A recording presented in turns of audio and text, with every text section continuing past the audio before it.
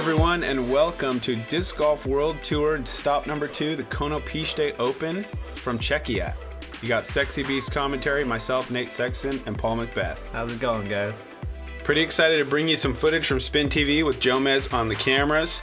Some nice slow motion action to get us started. But this is one of the more special courses we get to play. Yeah, definitely. It's probably one of my top 5 favorites. It's a beautiful piece of land, and it's a very natural course. Not many OBs out there. Yeah, and a rare course where you start playing and you go through the entire thing without seeing a road or a parking lot or anything. I mean, really incredible setting. Yeah. Hole 1 here, we starting it off. Ricky had the course record hot round, 15 under. The rest of us tied at 11. Hole 1 is downhill, a little over 400 feet with this OB line on the left that really pinches in really tight and then just kind of goes out to, what do you think, 8-9 meters on the left? Yeah, it's inside the circle. It's kind of one of those ones, if you attack it, you want to be at least to the basket in distance. If you're short, you want to be a little bit right. And any OB goes to a drop zone that's probably 200 feet away from the basket, so that's a bit of a challenge. Yeah, At OB, you're not getting your 3P. Yeah, exactly. There's no saving your 3 from that drop zone. So this is Ricky, I'm guessing a felon or something. Something overstable. Yeah, because to leave it out over that OB. And he hung it out nice and wide, kind of a hyzer line. And it's inbounds, and I think we got ourselves a bullseye. Yeah, that's a good start right there. It's kind of like that tall grass. If he would have been like 2 feet more left, it'd be interesting. It's a little scary, it'd be interesting. Yeah, I think the bullseye is, 3 meters? So if you can land within 3 meters, that's a statistic for the disc golf metrics on the World Tour. A bullseye hit kind of ignores those putts that are so easy that almost everyone's making them. Yeah.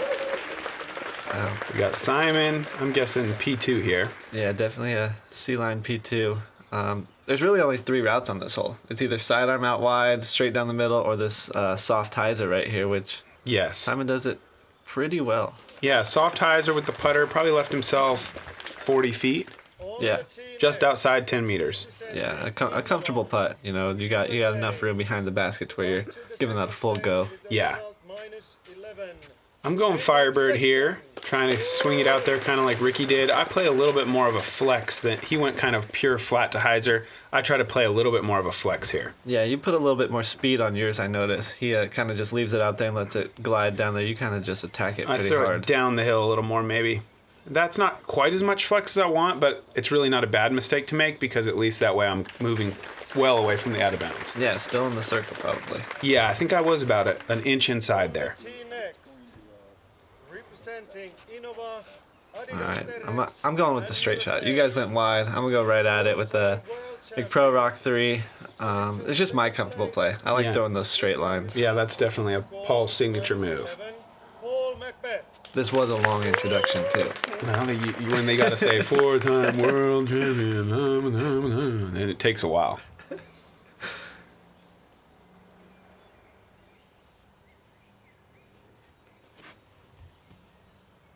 But I did leave that a little This left. needs to sit, and it does. So that's good break because, like we said, if that inches out, he's 200 feet away. Yeah, got So that nice to have it stop. that thick grass right there. Yeah. Kept me in. Yep. And then what is this, 45-footer? Yeah, just a little low. Downhill, too, so Yeah. probably played a little bit shorter. And probably a few feet closer here for Simon. Also pretty low. Same thing. Right on line.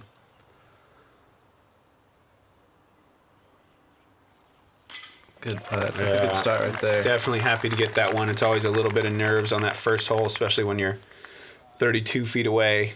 Good feeling to see it come out of your hand and know it's on a good line. Oh, yeah. Not a lot of nerves here when you put it 8 feet away. Nope, that's an easy birdie right there. Yeah. And a few tap-ins for par. Yeah.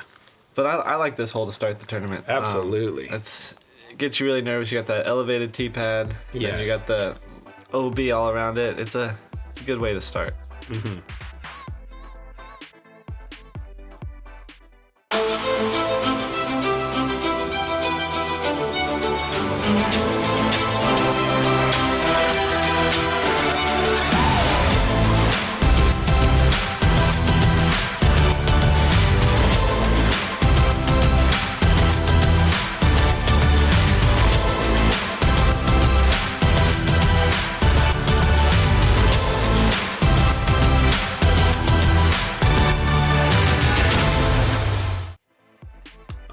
hole 2, 169 meters uphill the whole way.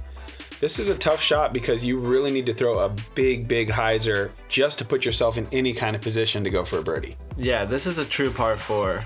It's a 2-shot hole to get a look at birdie. You got to throw that nice, long hyzer off the tee, and then if you get into the right spot, you get a nice little turnover mid-range. I feel it's maybe the most demanding drive on the course in a way, because if you don't put it in the spot, you really have nothing. Yeah. I think the front 9 definitely makes you have to throw really good shots off the tee. If you're not in a good spot, you're probably not gonna have a look at birdie. Yeah, Ricky was a little too straight there, so he didn't quite get the angle he's looking for. I'm trying to go big hyzer, went baby hyzer instead by accident, but I got pretty lucky. Yeah, it fought through there well. Yeah, where I was standing, I saw it just keep going, not hit a thing. Yeah, it was definitely an early release. Misreleased it pretty badly, missed the fairway, but got away with it. Simon with a huge shot here. Yeah, I played with him yesterday. He threw the pretty similar shot, just about 30 feet longer. Kind of got him in trouble, and you can see cut back there and put it in the good spot. That's ideal. I mean, you really hardly can do better. And then I got a Star Destroyer right here. Just trying to do what I did yesterday. Put it probably a little bit shorter than where Simon's at. But that is also just perfect. I mean, you're looking at the basket there. It looks like you're 3 feet short of Simon. So that's not a problem. I was hoping to have a forehand look over here, but the bush was just right in my way. So I wanted to throw this high turnover Leopard 3, but I just didn't commit to it enough to really glide it over to the basket. I've got a pretty much wide open 60, 70 footer from there. Yeah, it's in a safe spot. Just not enough turn on it. Yeah. But you still got to look. And Ricky's going aggressive here. Just catching the tree. He's probably had a pretty small gap there. I'm guessing if he executed there, he might have still salvaged birdie from a tricky spot. And this is, again, Using nice that, kick. Yeah. Using that backboard, catching yourself a bullseye. Yeah. Simon's very similar spot, a little turnover mid-range. He's going probably a little bit more of a disc golf shot there. Yeah. Just slide it up He's there. a little happier with his, but I mean, I think you would have made the putt either way. I've seen you play. Ricky with a good recovery there, put himself easily inside the circle. Just had to chip up for par. Yeah, but even with a mistake like that last shot, he could still save par. Yep. That's what I like about this course is it doesn't punish you with a lot of artificial OB. If you make a mistake, you don't get double punished for it. Yes. I put a decent run on mine, but a little low from back there. Ricky taps in a par. Probably hasn't felt one of those in a while. He hasn't had many this tournament so far. That's his 4th? Yeah. That's always a good thing. If you're into the second round, you only got 4 pars, you're probably playing all right. Paul and Simon with textbook birdies. And I've got a par for myself. So. Again, it's a tough hole, man. I mean, really good birdies. You can see when that big hyzer, if you execute it, it leaves you with a very doable shot. Everything else, you're struggling.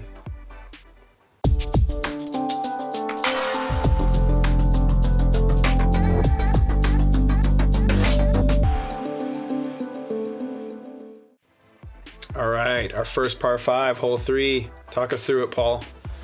Yeah, this par 5, it's probably the toughest par 5 on the course. It's a really demanding tee shot. You kind of don't want to be hung up right, but you don't want to be hung up down left. So it's a really big tee shot, and then you can either lay it up here in the opening right here or try to go for more and potentially get a 3 look. But if you hit anything on the way there, you're looking at easily a 5 or more. And I have not seen anyone with a legitimate 3 look. Nothing inside 100 feet yet. Yeah. Simon going big, huge roller. He needs this to turn right in a hurry because he is kind of heading here into the woods.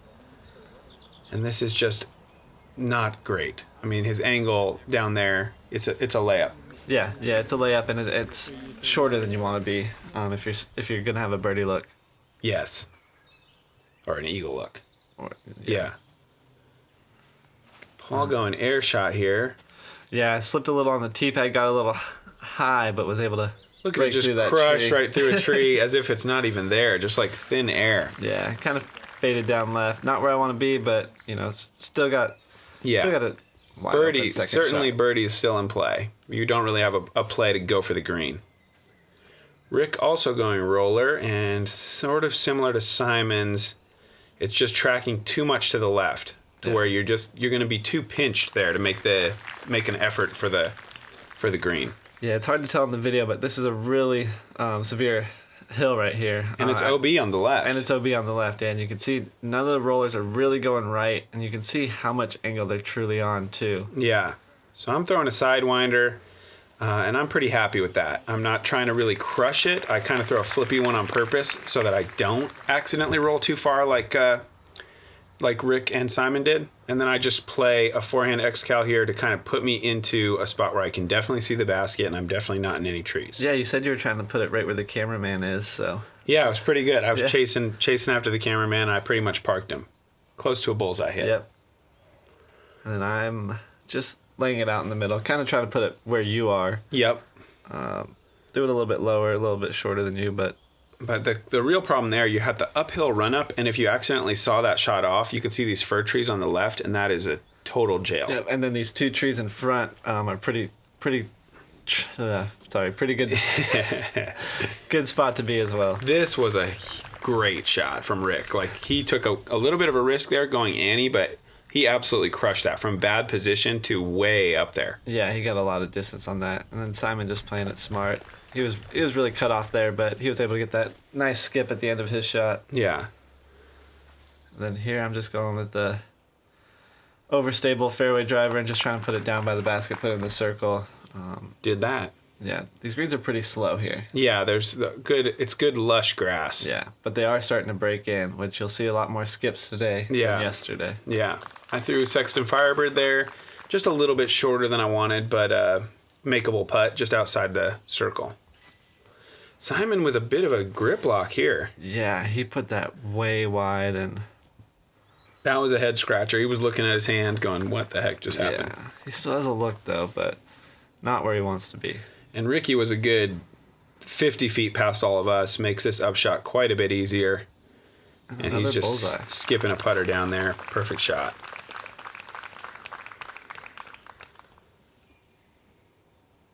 This is Simon for birdie. Pretty good effort. Yeah, it was looked a little low out of his hand, but I thought it could fight its way up over the cage. Yeah. And then there's Sexton padding the stats. Yeah, man, I like those. When we got the painted circles and you're keeping stats and I land 6 inches outside the circle, it's like, sweet, a free little chance at an outside circle putt. This is about 20 feet. Hits it. That's a comfortable range for me. Totally. For birdie. Yeah, I like that spot. I would hope so. Yeah, I don't think you'd be in this group if you weren't comfortable from that range. Ricky, comfortable from that range, certainly. Perfectly played there. Despite the bad drive, he really made that easy after that phenomenal second. And Simon definitely disappointed.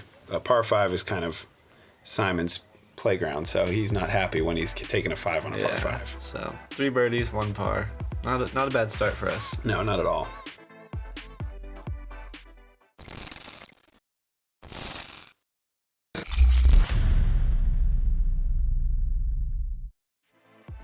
All right, hole 4, the site of a Sports Center moment from last year when Paul threw his T-Bird 3 right into the chains. We've got a couple routes here. You can kind of take that backhand right up the middle. You go big hyzer. There's even kind of a forehand play. Yeah, and I think they're all in play for us. Yeah, I think we're going to see a little bit of everything, so that's nice. Yeah, it's a tough green, though. It's kind of on that little flat spot up there. You can see the drop slope. off. Yeah. But it's a fun par 3. Yes.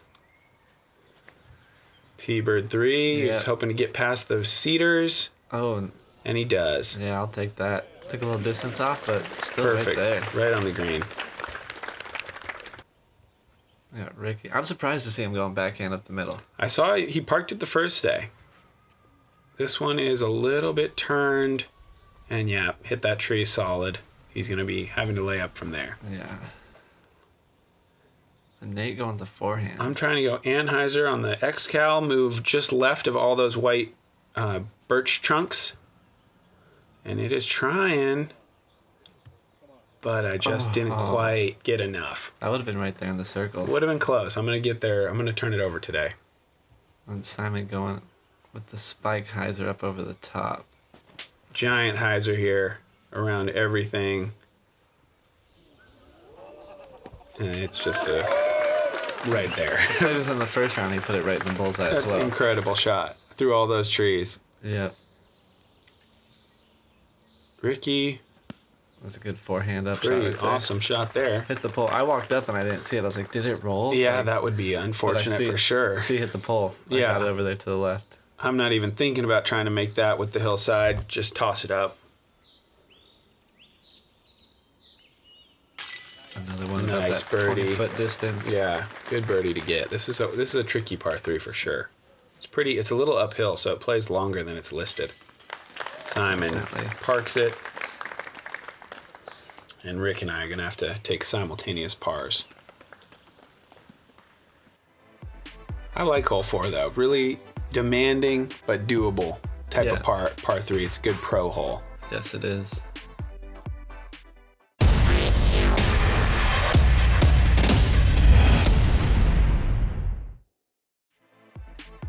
All right, hole 5, 219 meter par 4. You really have 2 routes. You can take a huge anhyzer just around these limbs and take this fairway that the drone is flying, or you can even play kind of a roller into the next fairway down to our left and then attack the pin that way.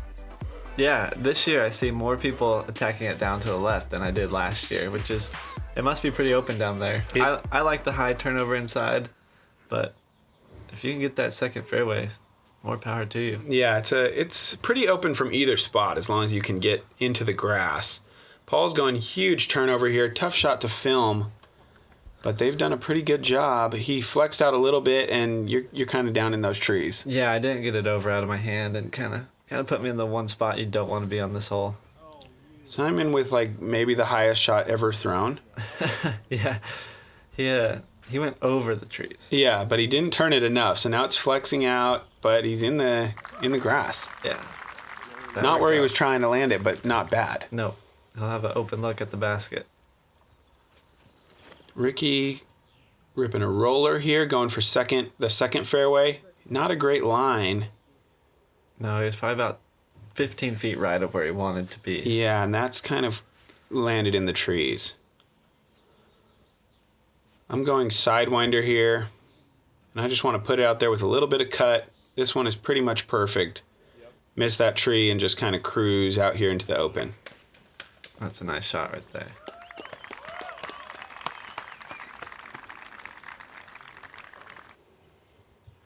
How much of a gap did you have here? Not much of one. I knew whatever I threw was going to hit some tree, so I just went with the turnover rock 3. Probably could have went with the T-bird, but I got out there in the open, gave myself a look for a putt. Yeah. T-bird might have been closer, but all I wanted was to try to get it out there in the open and have a look at the basket. Rick with a low, oh man. Yeah, tricky gap, I'm sure. Yeah, he was just in front of me, and he was a little bit more in the tree, so I was curious at what route he would try to take. Yeah, pretty much hit the first one, and at least he kicked out into the fairway. Simon sliding it up again in the bullseye, making putting easy for him. Yeah, 2 in a row. Yeah, I'm going Firebird here. I didn't quite throw this hard enough. Came up just in that stats padding range, just outside 10 meters. Right where you like it. Yeah.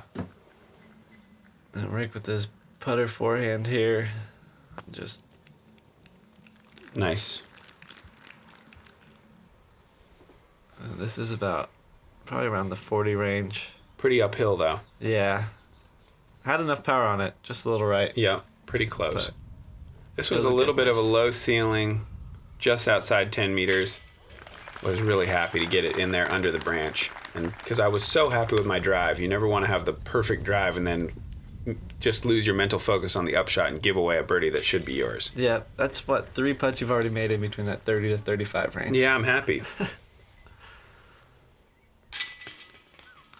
And a few Pars for Rick and Paul, and Simon with another easy birdie here. So 2 birdies, 2 pars. Scores are starting to tighten up just a bit. Rick's 4-stroke lead is now 3. So we're kind of making a little move. Yeah.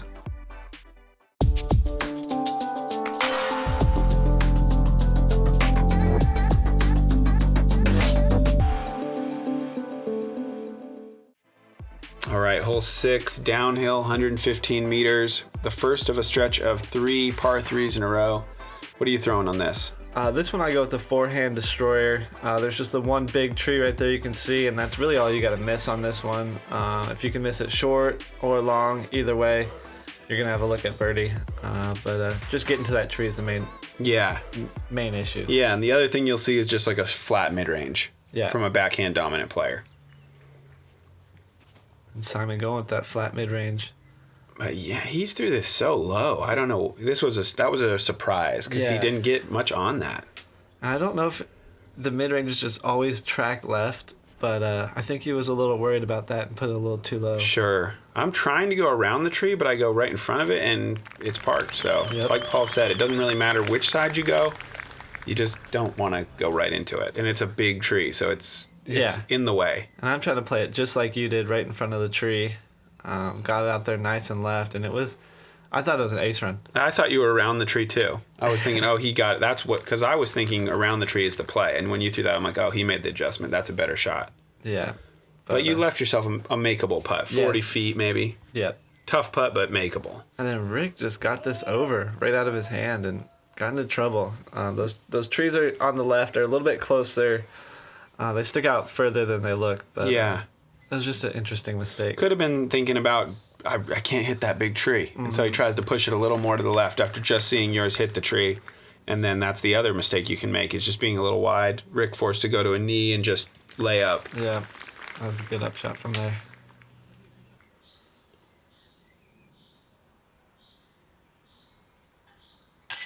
Paul from outside the circle. Huge putt. Yeah, that was a good one to get. Especially after missing the jump putt before. That one felt good. And I have about a 15-footer for birdie. Yeah, that was a great drive. Glad to pick I like that up. that drive. If you didn't like it, I liked it. I'm glad somebody did. I like the result, but I'm going around that tree today, hopefully. And Rick with par, as well as Simon. Uncharacteristic short drives for those guys. They'll have to settle for threes. All right, we got two of us at 4 under. Simon at 3, Rick at 2.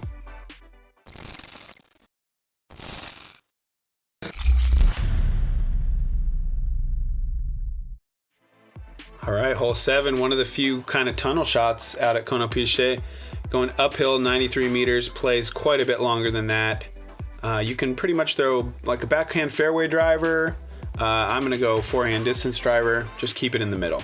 Yeah, this is one of my favorite holes. It's one that I feel like I could try to ace run at every time because of how steep that hill is. Yes. I feel like even if I miss it pin high, You're not going outside the circle No. long. I've never seen anyone significantly long on this hole. No. I'm going with the trusty gray X-Cal. It's probably my MVP so far through this tournament. Yeah, you throw it a lot, but it works. And I'm going with the trusty Thunderbird here. Yes. Trying to put it right in the basket, to be honest.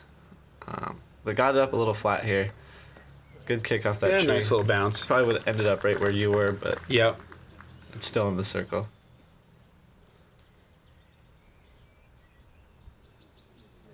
Simon with a very straight shot. Yep. Perfect. Yeah, that's all you want to do. And Ricky matching them. Yep. Ooh, little rollback, maybe bullseye. Maybe. Nice.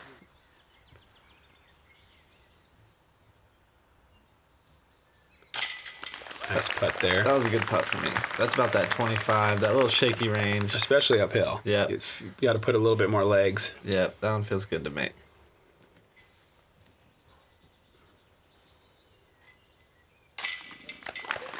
Nice putt. Yeah, Good birdie. 18-footer probably. And Simon from maybe like 12 feet. Easy. And Ricky with the best drive of them all. Little bullseye birdie. He's here. going driver putt. He's so close. Driver and bag on, no Yeah. problem. Oh, and here's Nate.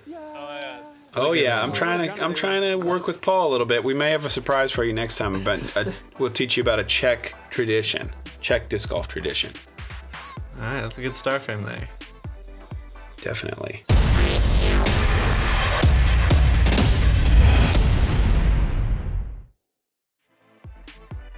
Hole 8, 90 meters. Technically the shortest hole on the course. Probably also plays the shortest hole on the course. Yeah, it's really good. It's got 2 routes. You can kind of go with the little soft flex at it, or what I think 90% of the field does is throw a forehand out at it and kind of attack it. You want to split these trees right where the drone's flying. That's the line. Yeah, and then this one actually, you kind of could get a skip on this hole. It seems like a dried out green that puts some action on. There can definitely be some small skips.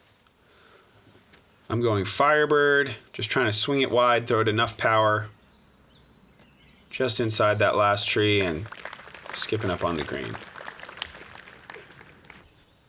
And I'm going with the overstable fairway driver here. Trying to just match your shot. Looks pretty similar. Yeah, a little bit longer. Oh yeah, around the tree. That's fine too. I mean, right there. Yep. Flat ground putt. Simon's going distance driver here, maybe looking for a little more skip, but he's a little short. Yeah, and he's tight. Oh yeah, and there's your distance driver skip, but not OB. That's good. Comes up just short of that OB line. And then Rick probably again with that overstable fairway driver. Definitely. He got some height on his. It can be good though, because then you really move, get up there over towards the basket. Yeah, when he threw it, it looked like he didn't like it, but it ended up right there. Oh yeah. Let's see this again. Swinging in. It's perfect. Oh, yeah. Simon from outside the circle dropped down to a knee to get under these branches, and he nailed it. That was a good putt right there. Really nice putt.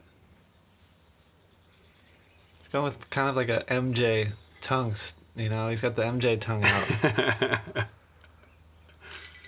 Nice putt there from Paul.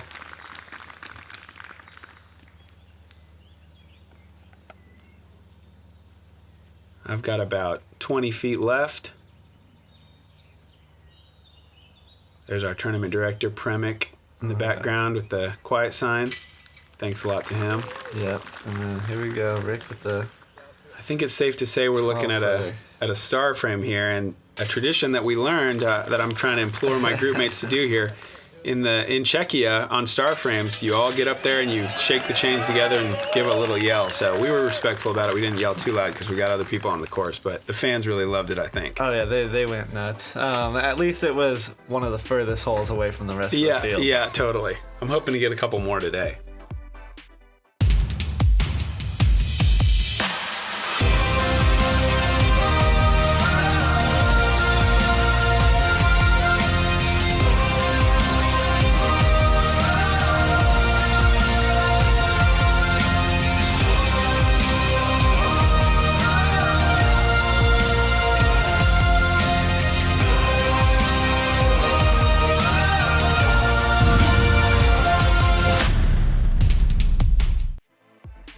Hole 9.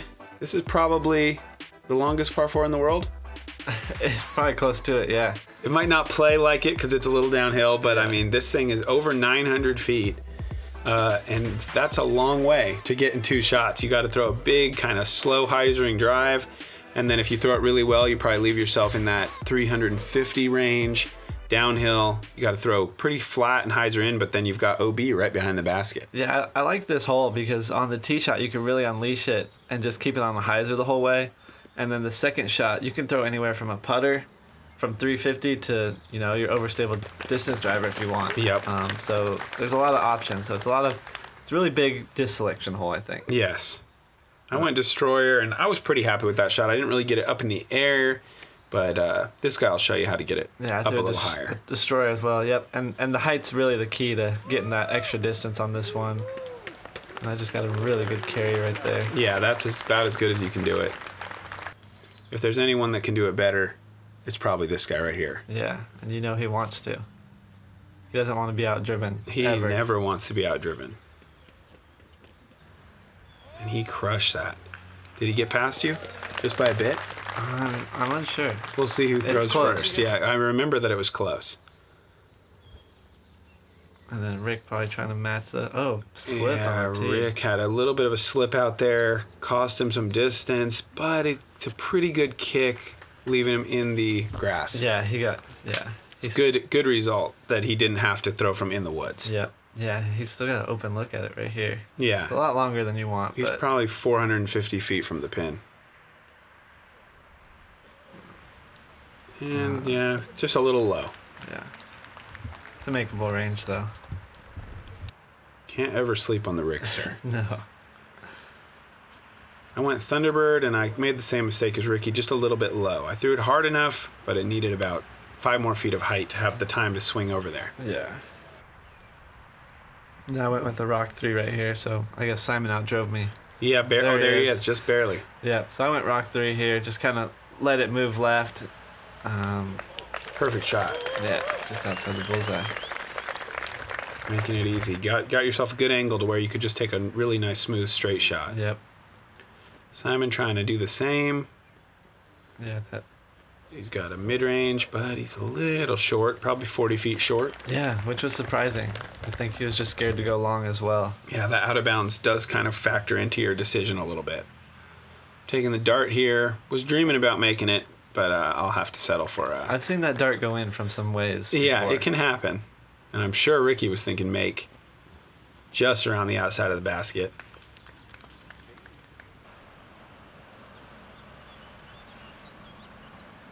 And that's a good putt right Big there. time. Spin back. Big time putt. How cute are we back there? You think we were talking about if he was going to make it or not? Huge putt, though, from Simon. Ricky collects a par. I'm looking at a par putt here. Just a one spin, huh? Well, sometimes you're close enough. You really don't need to charge up the motor all that much. Paul with an easy birdie there. Really nicely played. So what do we got after 9 holes? Ricky at 19, Paul at 18, Simon and Nate at 17. So everyone playing pretty well. Yeah, we got a close battle now. And here we go, a little bit of metrics. Looks like Ricky has some 33% bullseye hits so far, which is pretty great through 9 holes. Green hits all pretty even except for Paul out ahead at 67%. Nobody's missed a putt, so that's always good. Everybody inside circle hitting what they need to, and outside circle putts, we've seen 5 already. Also pretty good. Yeah. That's how the lead card does it. Yeah, those are some good stats and no penalties. That's probably the best one there. Yeah, that really helps. That really helps the score. But yes, thank you everybody for joining us for the front 9. Thank you to Disc Golf World Tour, SpinTV, Jomez Productions, my commentary partner Paul McBeth, and we'll see you guys for the back 9.